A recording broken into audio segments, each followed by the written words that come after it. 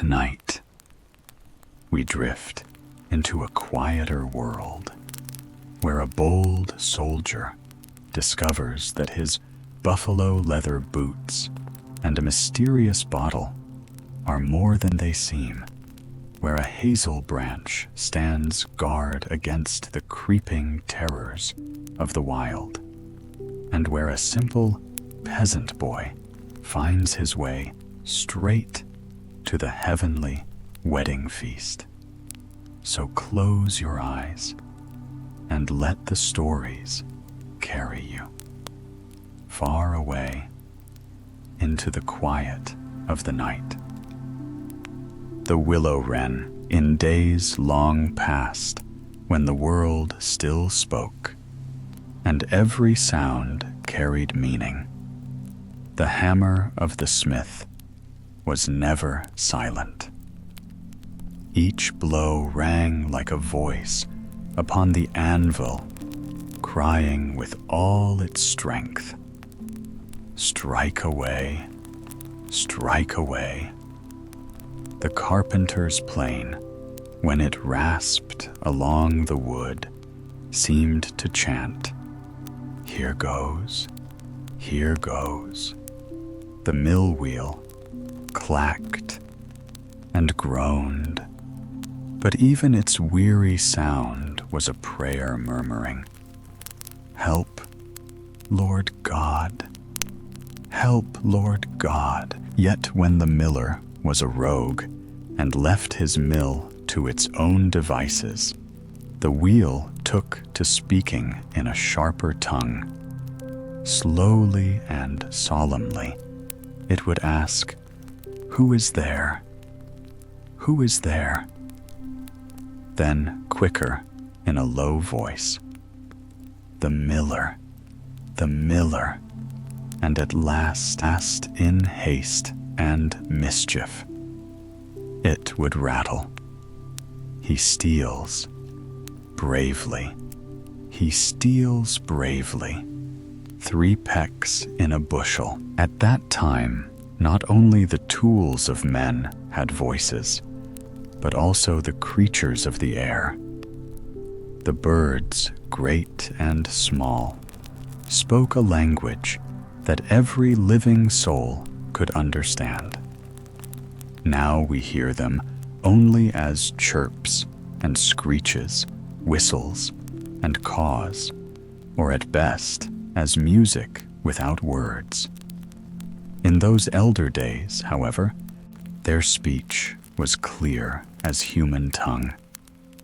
And it so happened that the birds began to brood upon the thought of government, for they wished no longer to live scattered and free, but to choose from among themselves a sovereign who should be called their king.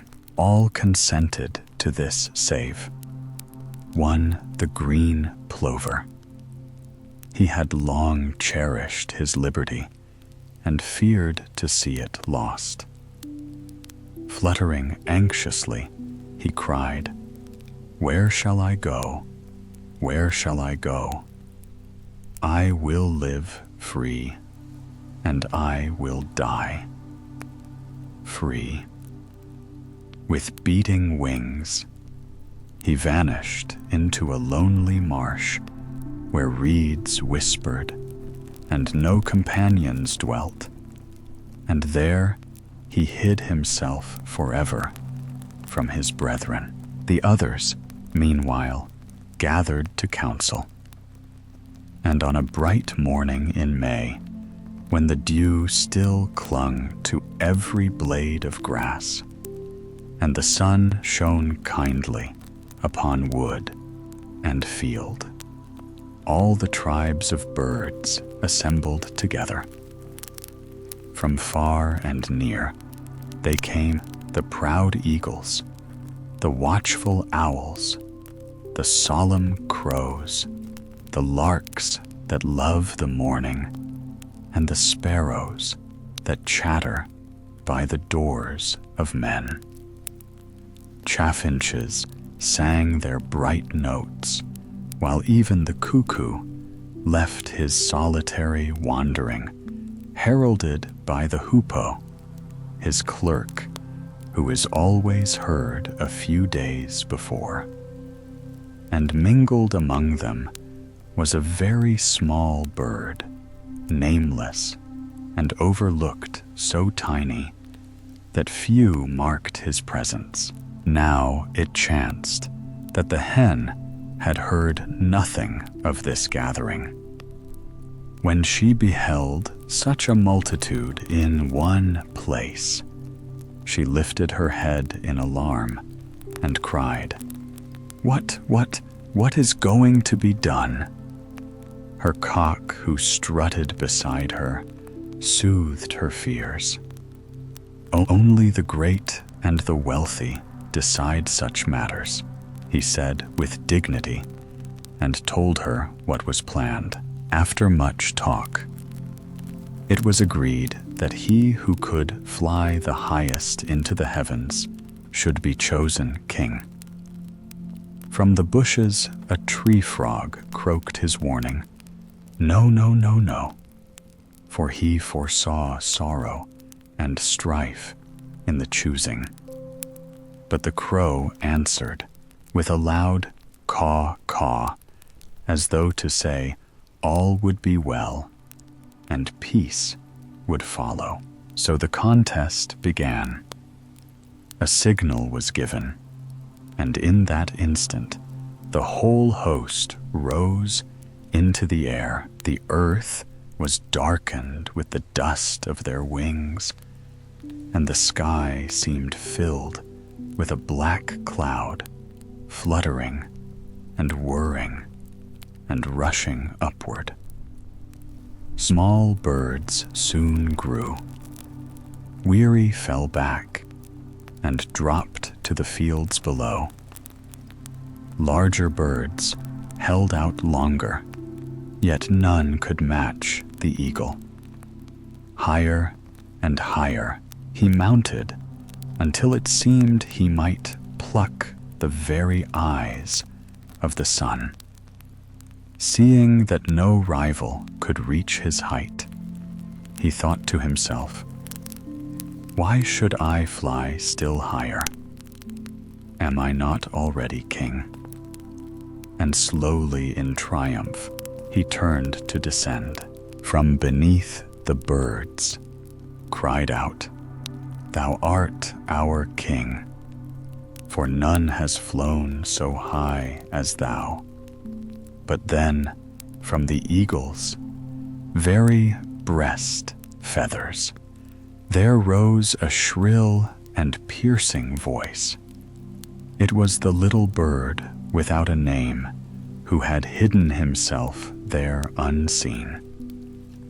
Fresh and untired, he sprang upward with quick strokes, climbing far beyond the eagle, soaring until he touched the gates of heaven itself. Then he folded his wings and cried aloud in ringing tones, "I am king, I am king." The company below grew wrathful. "Thou our king," they cried. "Nay, thou hast gained this by trick and cunning." So they set another trial. The crown should belong not only to the highest flyer, but to him who could also sink lowest into the earth. Once more, the contest began. The goose flapped with her broad breast and pushed against the ground. The cock scratched furiously and made a hole in the soil. The duck leapt into a ditch, but hurt her legs and limped away to a pond, crying, "Cheating, cheating." But the nameless bird sought out a mouse hole, and slipping swiftly within, he called from the darkness, "I am king. I am king." The anger of the birds grew hotter. "Dost thou think thy cunning shall prevail?" they shouted. And so they resolved to trap him where he was and starve him out.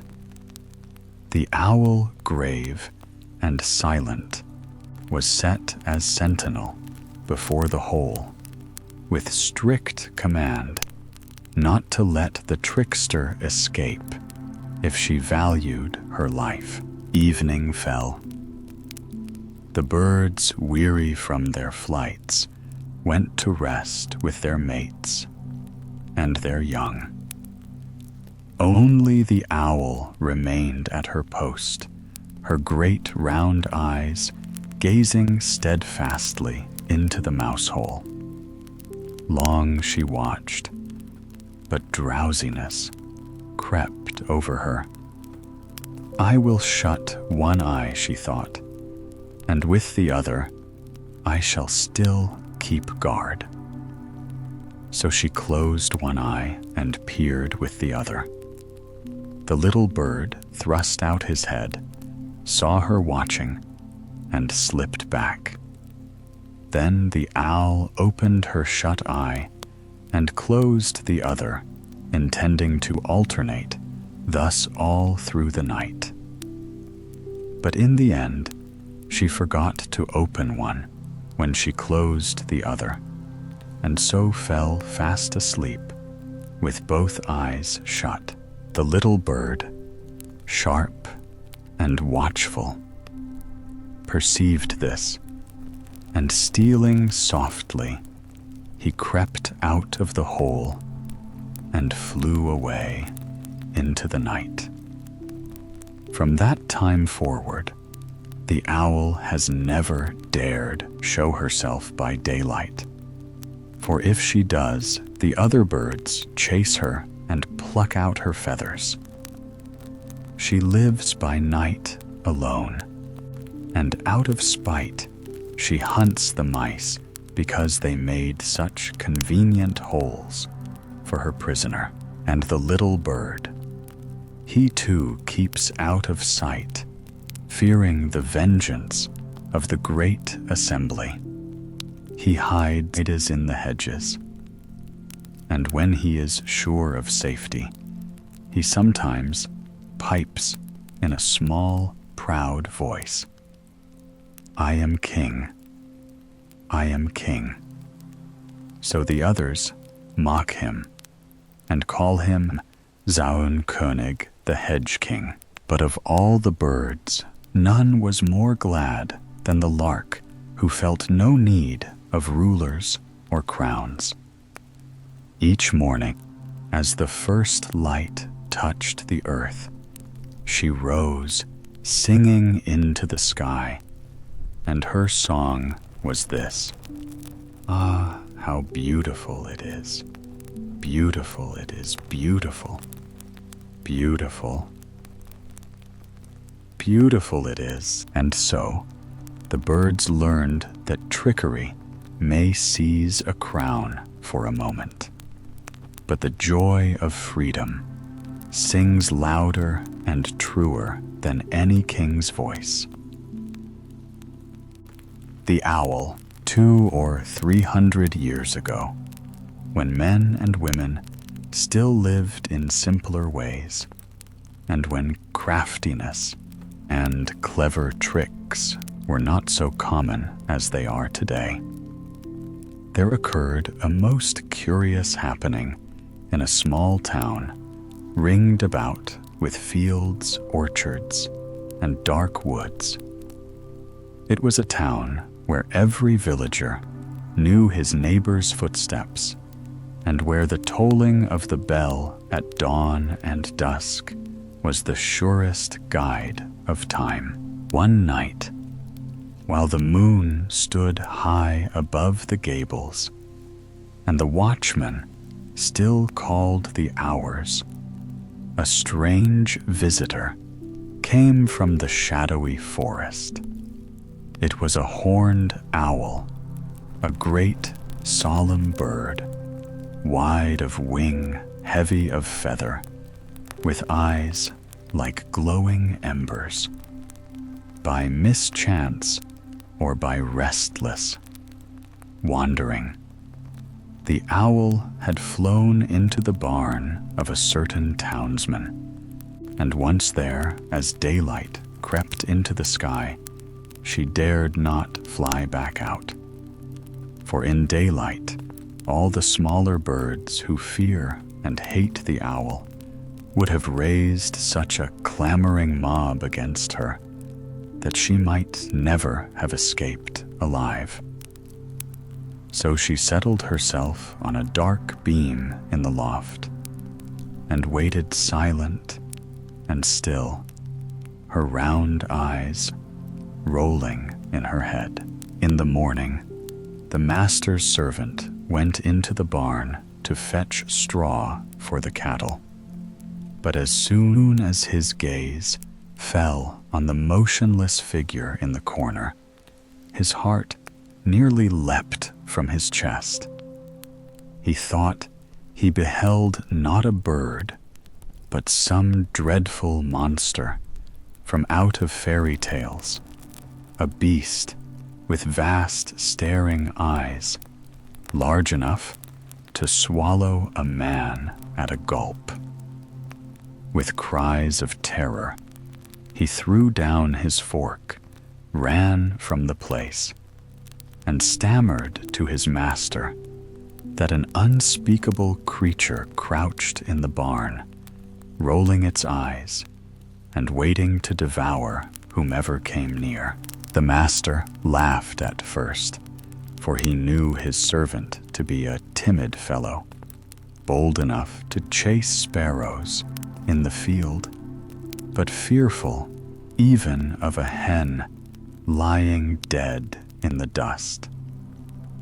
"I must see this marvel myself," he said, and strode out with bravado. Yet when his own eyes beheld the grim shape upon the beam, his courage faltered, and his knees knocked together as though struck by winter's cold. With 2 leaps, he was out of the barn again, his face pale, his breath sharp. At once he ran to the neighbors, crying that some wild and dangerous beast had crept into his barn, and that if it broke loose, the whole town might come to ruin. Word spread swiftly, for rumor has wings swifter than any owl, and soon the entire street rang with alarm. Housewives peered from windows, children were driven indoors, and men seized whatever weapons lay at hand, spears left from old campaigns, scythes, hay forks, and axes. They gathered in a swarm, as if marching against an army. The senators of the town came as well, grave in their gowns, with the burgomaster at their head, for they feared this menace might become a public peril. When all were assembled in the marketplace, they drew up in order, then advanced with caution to the barn. They surrounded it as soldiers would an enemy fortress.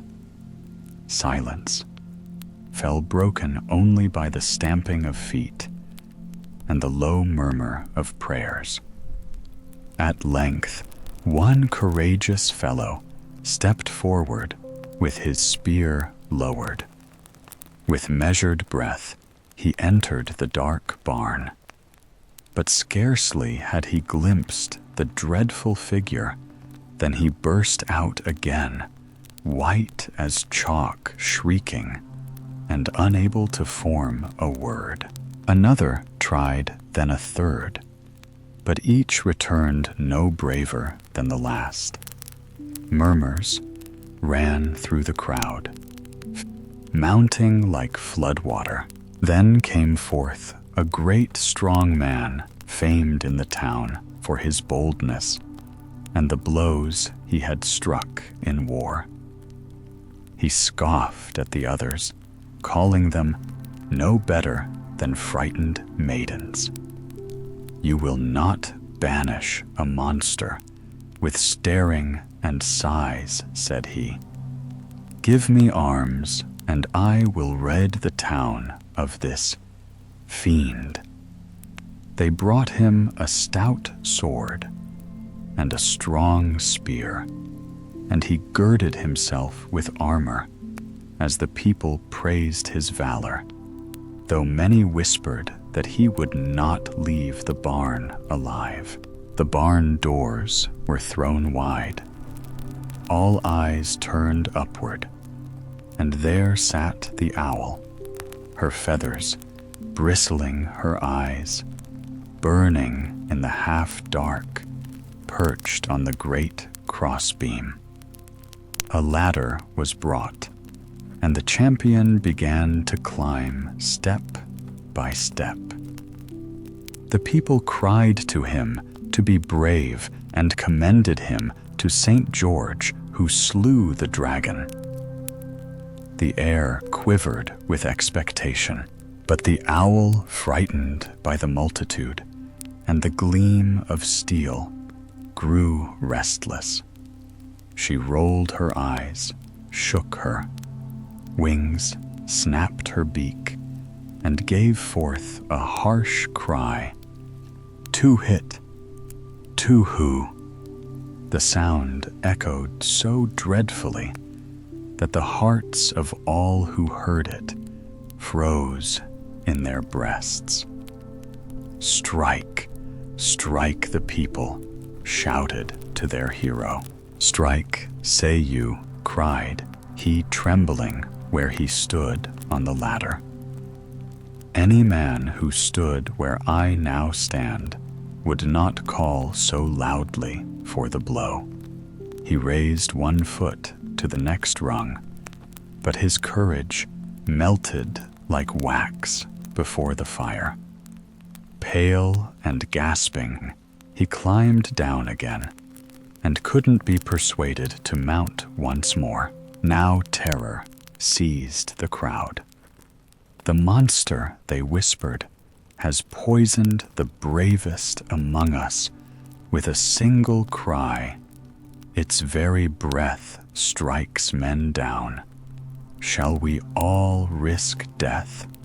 None dared enter again. The senators and burgomaster took counsel. Long did they argue, while the people pressed around in fear. At last the burgomaster rose and spoke. "My judgment is this. Let us not endanger more lives. We will pay the owner of this barn from the town purse for all his straw, hay, and corn.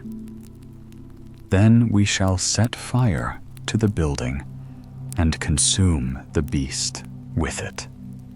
Better to lose one barn than the whole town." The people, who had no wish to face the monster themselves, agreed at once. So they laid fire at the four corners of the barn. Flames rose high, crackling and roaring, and before long, the whole building was swallowed by fire. And with it, the poor owl, who might have flown free in the night, was miserably burned to ashes. And if any man doubt this tale, let him go to that town and inquire for himself, for the people there will tell him still of the terrible monster that once sat in a barn, and how the whole town was set in uproar over a poor horned owl.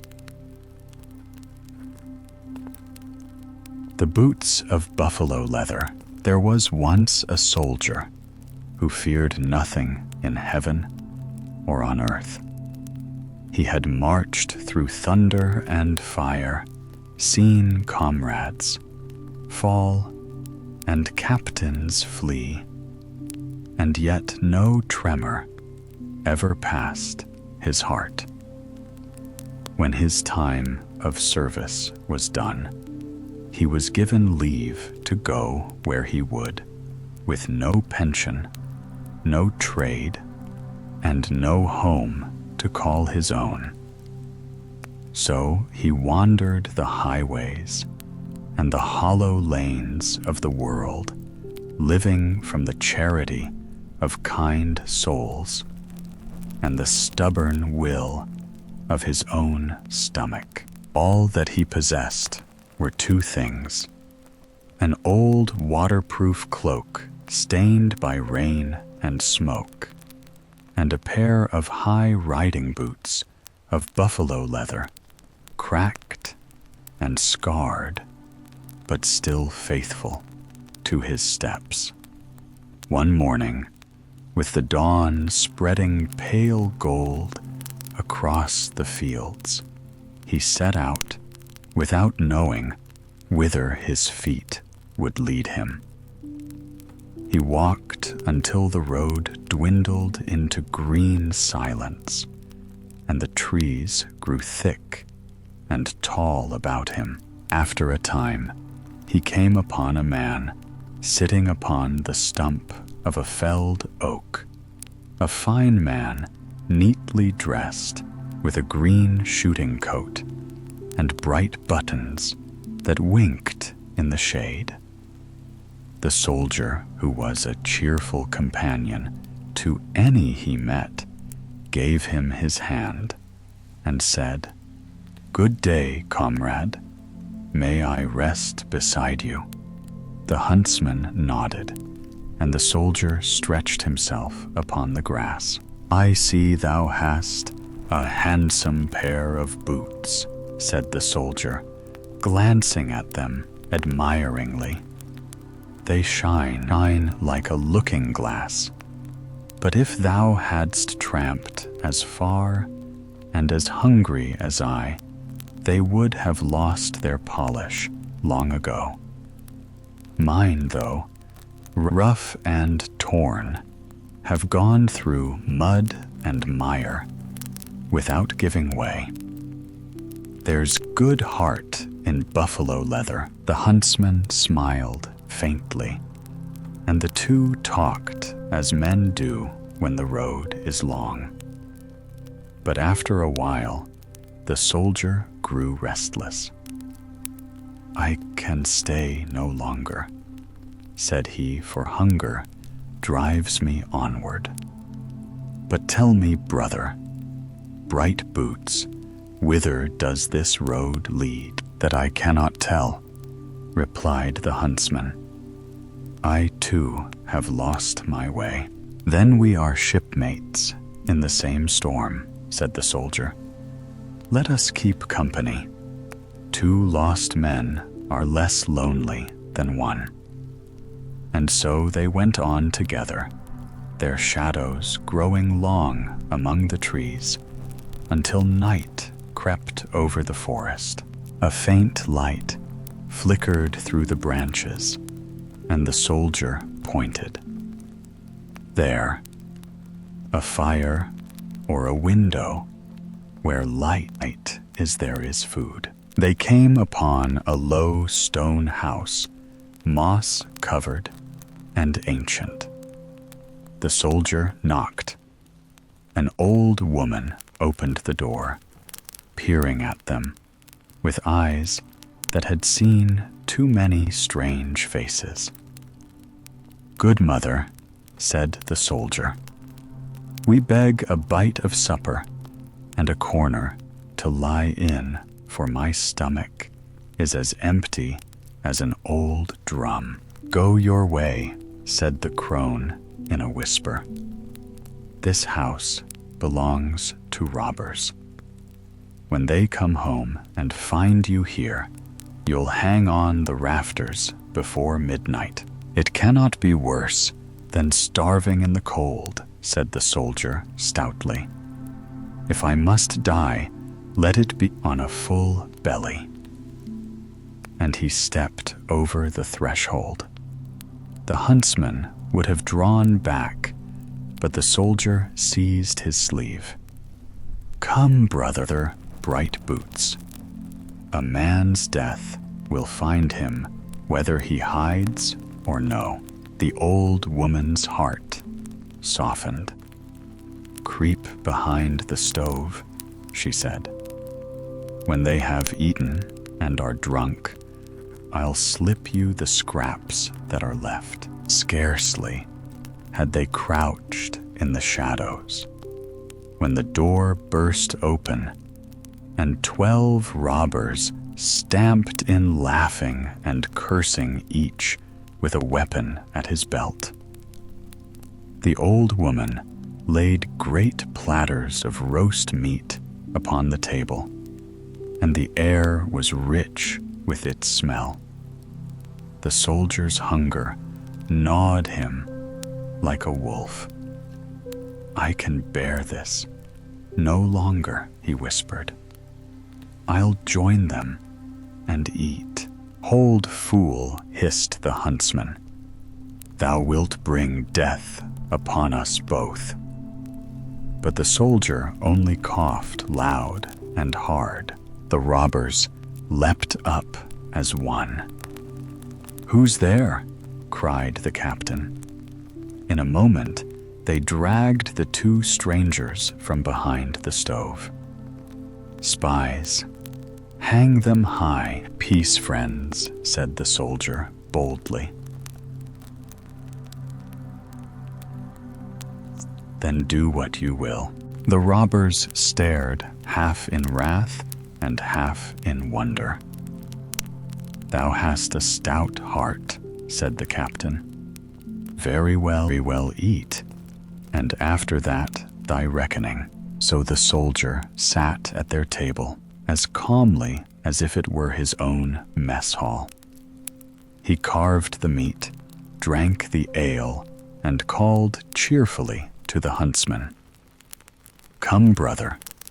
Never was better roast served in any king's kitchen." But the huntsman would not stir. When he had eaten his fill, the soldier said, "Now bring me something good to drink." The captain, amused by his courage, ordered the old woman to fetch her finest wine. She brought a black bottle from the cellar, and the soldier pulled the cork with a loud pop. "Watch well, brother," said he to the huntsman, "for thou shalt see a trick worth learning." He raised the bottle above the robbers' heads. "Here's health to you." All mouths open and right hands lifted. They laughed and obeyed. Yet before their laughter was done, they froze where they sat, mouths agape, agape, hands aloft, turned to stone as if by a wizard's curse. The huntsman crossed himself. "What manner of soldier art thou?" "One who knows a charm or two," said the soldier merrily. "But we'll not leave our feast so soon. Let us take what's ours, for the rogues will sit till I bid them rise." They ate again and drank deep until the stars were pale and morning crept through the cracks. Then the soldier said, "It's time to march. Good mother, show us the way to the nearest town." When they reached it, he sought his old comrades of the guard. "Out yonder," he said, "lies a nest of gallows birds. Come and we'll pluck it clean."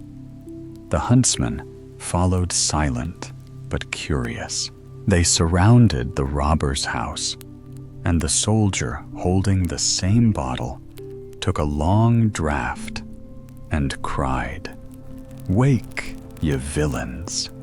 At once The 12 robbers stirred, only to find themselves bound fast by ropes, as if invisible hands had tied them.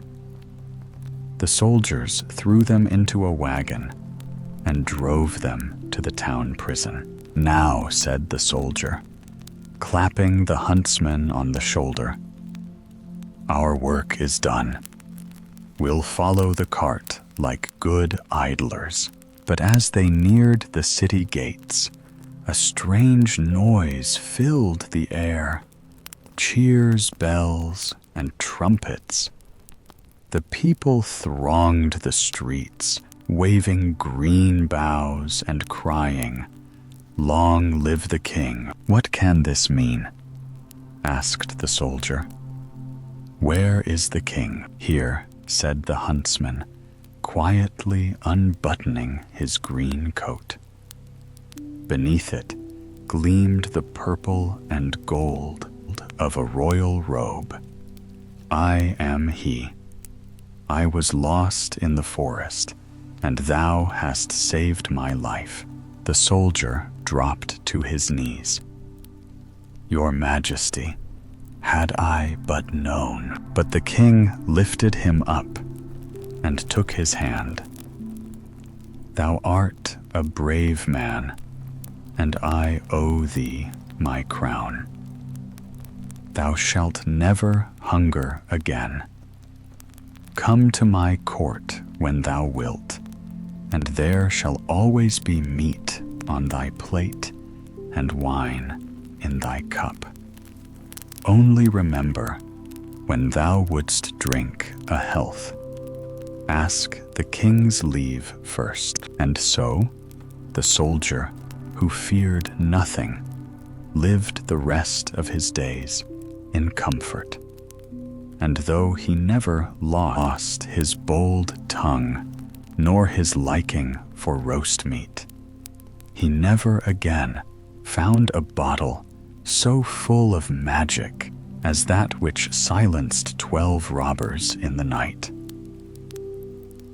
The Heavenly Wedding. Once upon a time, in a small and wind-beaten village, at the edge of the woods, there lived a poor peasant boy who had no father and no mother. He slept under a roof that leaked when it rained, and ate the crumbs that kind neighbors gave him out of pity. Yet he was a cheerful and honest lad, and his heart was clean, though his clothes were not. Every Sunday, when the bells called the people to church, he went with the rest barefoot upon the frosty road and listened with wide and wondering eyes to every word that the priest spoke from the pulpit. One morning, the priest preached upon the way to heaven. "Whosoever desires to enter the kingdom of God," said, "he must always go straight onward, without turning to the right hand or to the left." These words fell deep into the child's heart, and he pondered them long after the people had gone home. To go straight onward, thought that must be the true road to heaven. "Then I will set forth at once and walk straight until I come there." And without another thought, he tied up his crust of bread in a bit of rag, said farewell to no one, and went on his way. I went through the fields where the larks were rising, and over the hills where the wind whispered through the heather. When the sun went down, he slept beneath the trees, and when it rose again, he walked on. Thus he journeyed through valley and forest, over mountain and moor, never turning aside, never resting, long in one place. His feet grew sore, and his small bundle grew lighter. Yet he murmured not, for he believed that every step brought him nearer to the golden gates of paradise. At length, after many days and nights, he came to a great town, such as he had never seen before. The houses stood high and close together, and the streets were filled with people and noise. The boy walked straight onward through all the bustle, for he dared not turn aside until he came to the largest and fairest building of all, which was a church with tall towers and shining windows.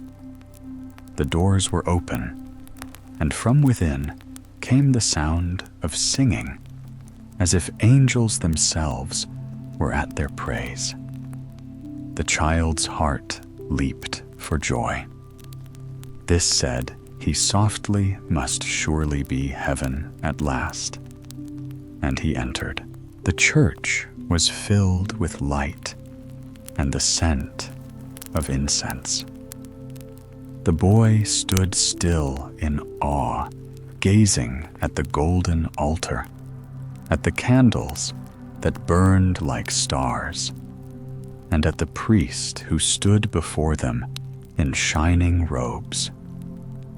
He thought that all the people around him were blessed souls, and that the holy music was the song of heaven itself. When the service ended and the clerk came to drive the people out, the boy sat down upon the floor and folded his hands. "No," said he gently, "I will not go out again. I am glad to be in heaven at last." The clerk, astonished, told the priest, who smiled kindly, and said, "If the child believes this is heaven, let him stay. God will teach him in his own way." So the boy remained within the church. The priest gave him a corner to sleep in, and sometimes a morsel of bread. For the lad asked nothing more than to be allowed to stay in that blessed place. Now in that church, there stood an image of the Virgin Mother, with the Holy Child in her arms, carved out of wood and richly painted. The boy, who had never seen such beauty, thought, "That must be the good God himself." And when he looked long upon the little figure of the child, Jesus, thin and pale from age and dust, he said to himself, "Dear God, how thin you are. The people must have forgotten to feed you.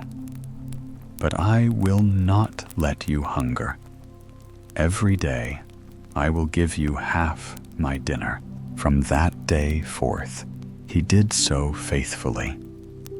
Whatever food was given him, bread, fruit, or soup, he divided it in two and laid one part before the image, whispering, "Eat, dear God, and grow strong."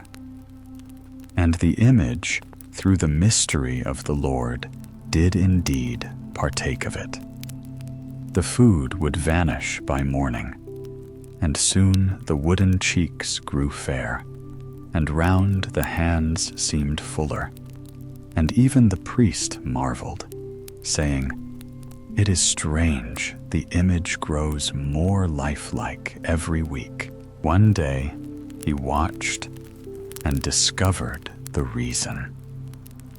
Hidden behind a pillar, the priest saw the boy bring his meal and set it before the statue.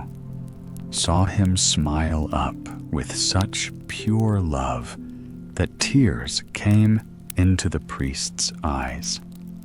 "Dear God," said the boy, "I have brought you bread and milk again.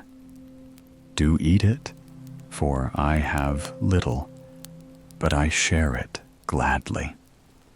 And then the priest beheld a wonder, for the image bowed its head as if in thanks, and when the boy turned away, the offering was gone.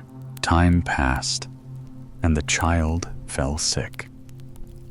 For 8 long days he lay upon his straw bed in the vestry, unable to rise. The priest tended him with care, but his strength was small, and his eyes dimmed like candles before dawn.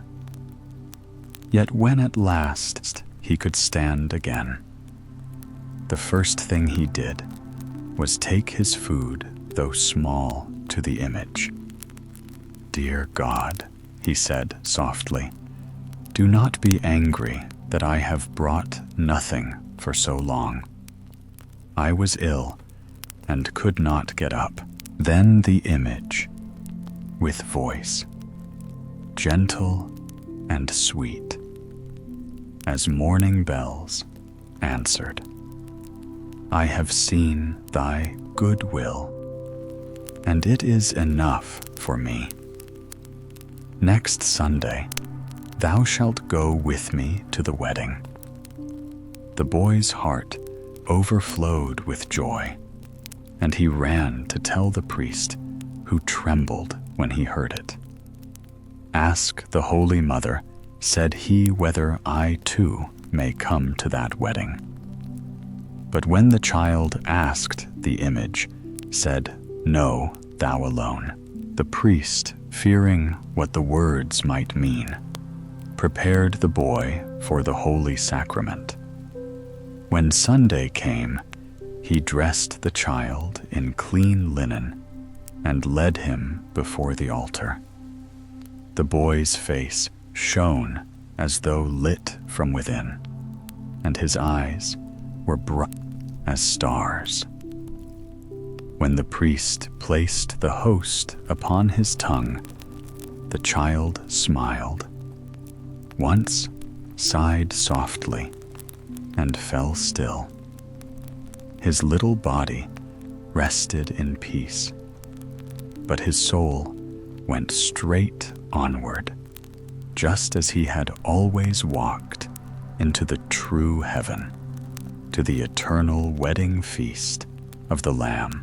And so it was that the poor peasant boy, who believed the word of God as simply as he heard it, found his way straight to heaven without ever turning aside.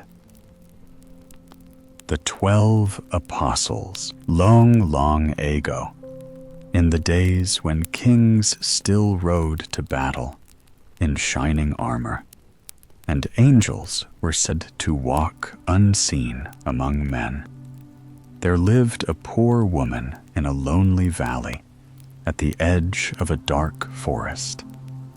Her cottage was made of rough stones gathered from the hill, and its roof was so thin that the rain crept through in winter, and the sun burned through in summer.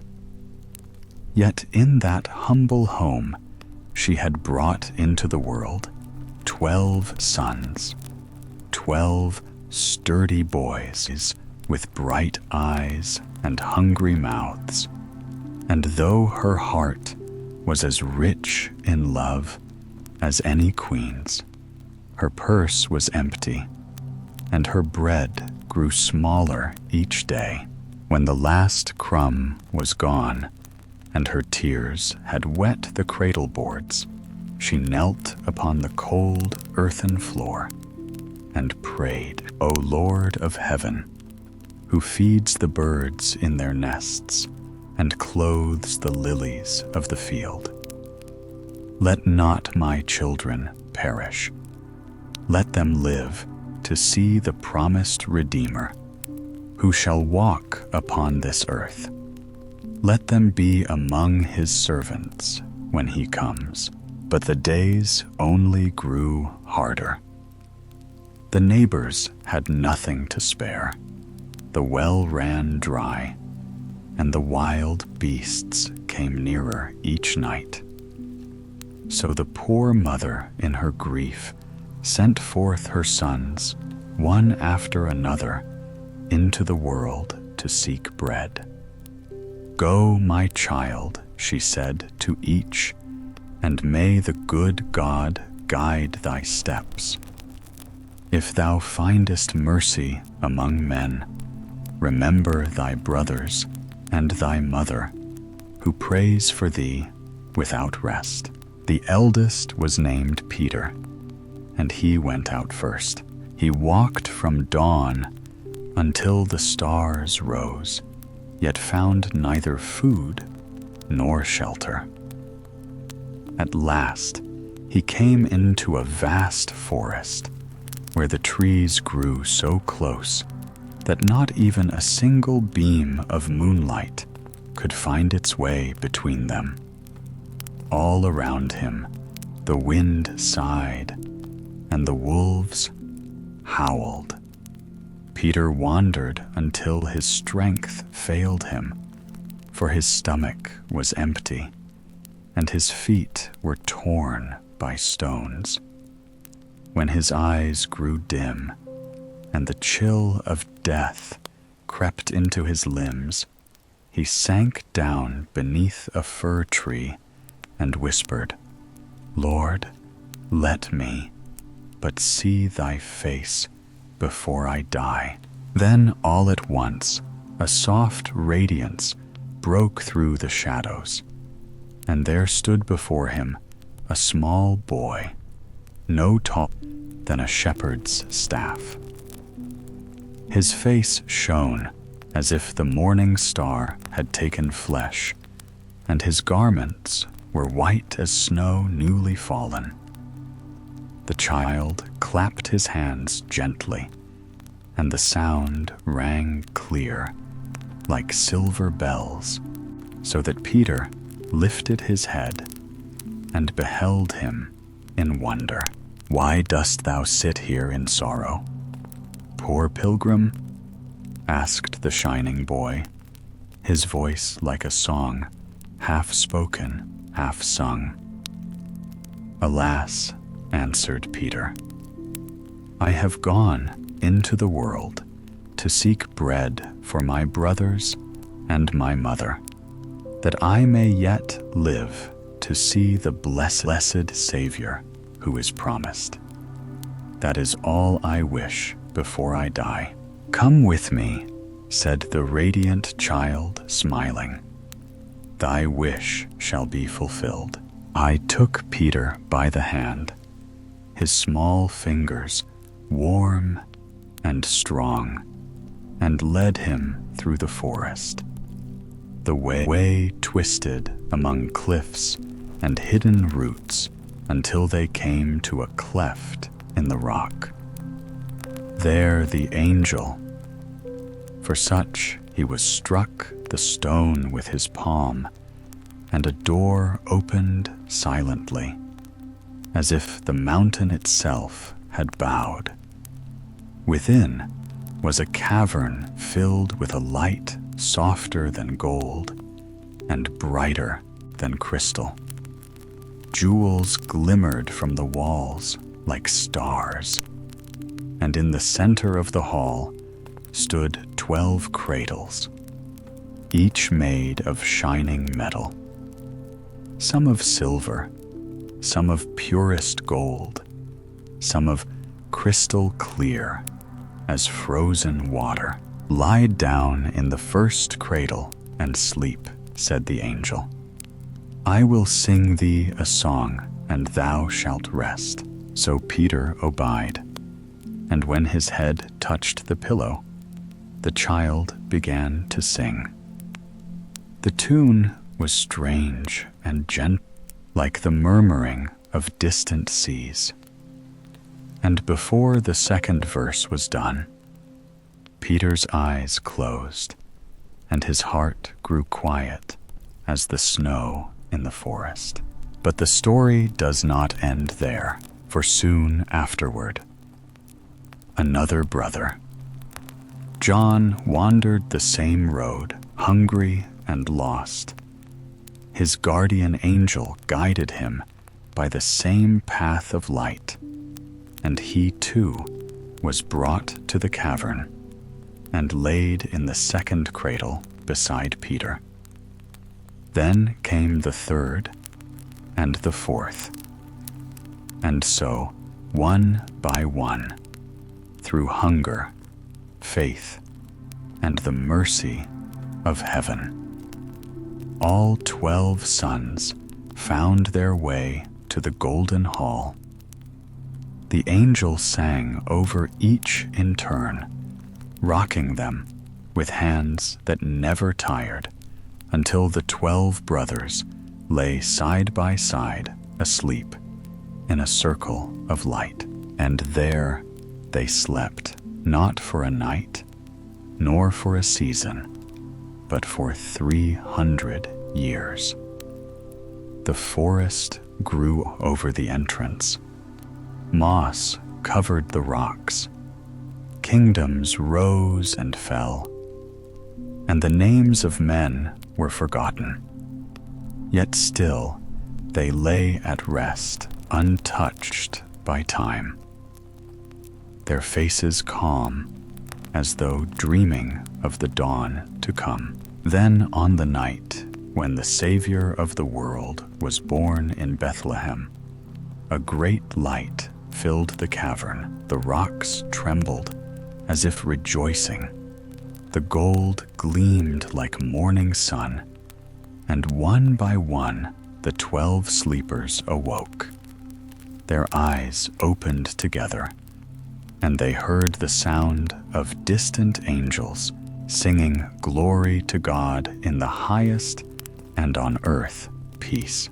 They rose from their cradles, clothed now not in rags, but in garments white as the lilies of paradise. The angel who had watched them all those ages smiled and said, "Go forth, ye children of faith. The time has come.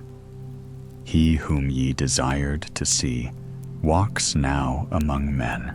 And so they went out into the world, 12 humble men whose hearts burned with the love of God.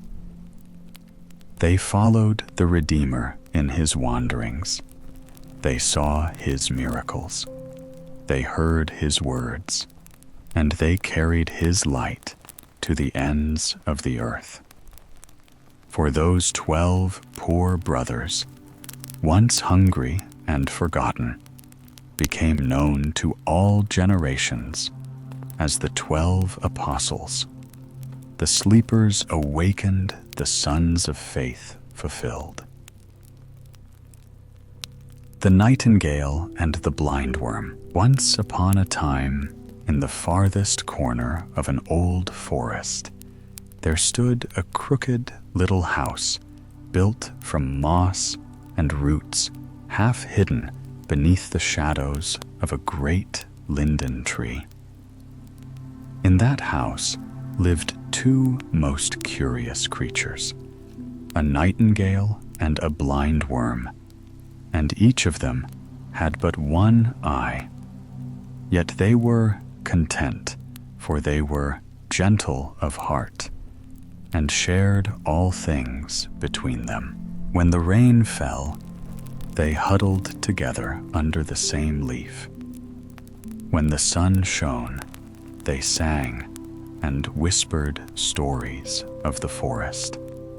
The nightingale, with her one shining eye, could see the colors of dawn, and the blindworm, with her single silver one, could sense the trembling footsteps of ants in the dark. Thus they lived in peace and in strange harmony, neither envying the other, for each saw the world in her own way. But one morning, when the forest was dressed in the soft perfume of spring, a messenger, Robin, fluttered down to their window and called out, "The daughter of the Wood King is to be wed. All who can sing or dance are invited to the wedding feast." The nightingale trembled with delight. "Oh, what joy it will be," she cried. "Music and light and laughter, yet alas, I have but one eye, and I fear to appear so incomplete before the others."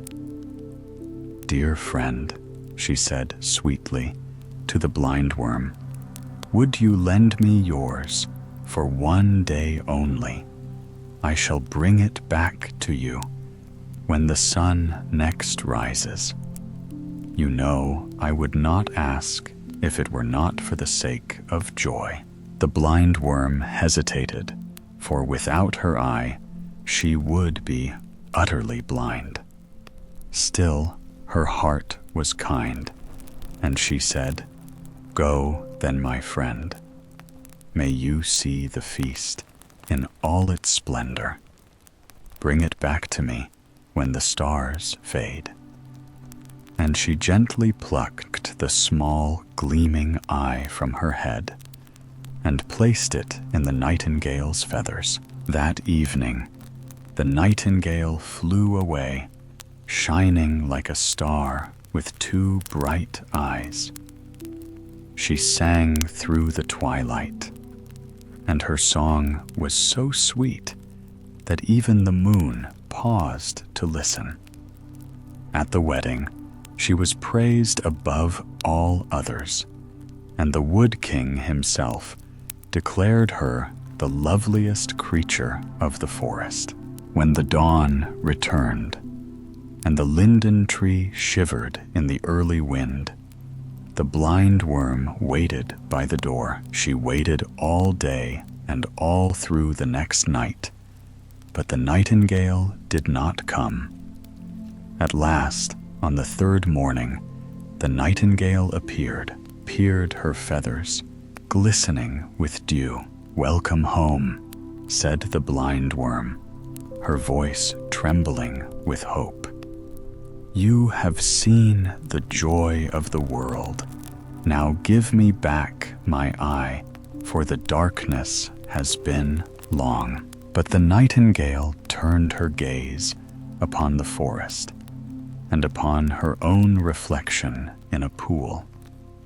With two eyes, she saw beauty on every side, the shimmer of leaves, the gold of morning, the blue of faraway sky, and her heart was filled with pride.